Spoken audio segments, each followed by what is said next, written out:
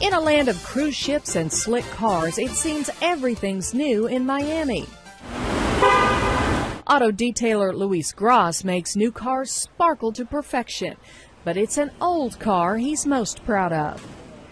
Luis rebuilt this 1951 Chevy truck himself, using skills he learned over a lifetime of oppression. Luis grew up in Cuba. Like millions of others, his life and future were under the control of Cuban President Fidel Castro. To earn money, Luis invented a machine to squeeze juice from sugarcane. He sold sweet drinks to tourists, but the government took his machine and livelihood away. So Luis took off for America. In 2003, news media the world over broadcast this image: a dozen Cubans sailing for freedom aboard an old green Chevy truck. Luis and his 3-year-old son, Angel, were on board.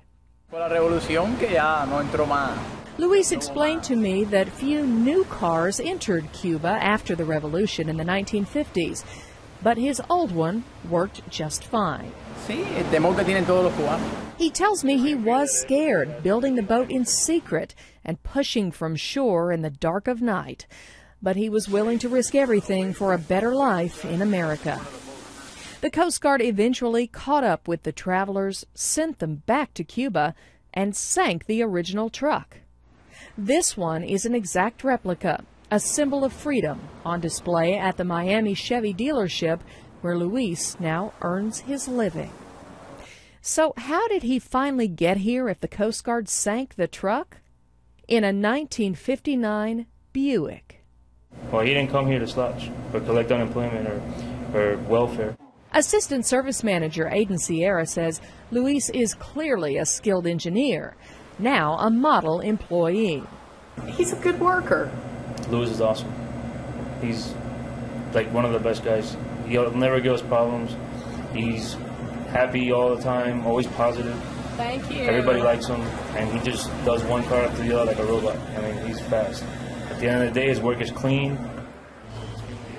As for the truck, it's licensed both as a motor vehicle and a water vessel. It's hybrid. It's amphibious is what it is. It is that. The dealership will entertain any offers, but can't begin to put a price on this symbol of freedom. He doesn't speak English and he's not from here, but he's about as American, would you say, as anybody you know? Maybe more. Because some people that were actually born in this country talk bad about it and don't defend it when other people talk bad about it, and are not proud of being born here and have a lot of bad things to say about it when he really has none of those. He loves, I mean, this is it, he made it. This is his Mecca. What do you miss about Cuba? My people, my country, everything. Everything. Luis says the truck is a symbol for everyone who shares the American dream of liberty and freedom. Freedom that he'd set sail for any day.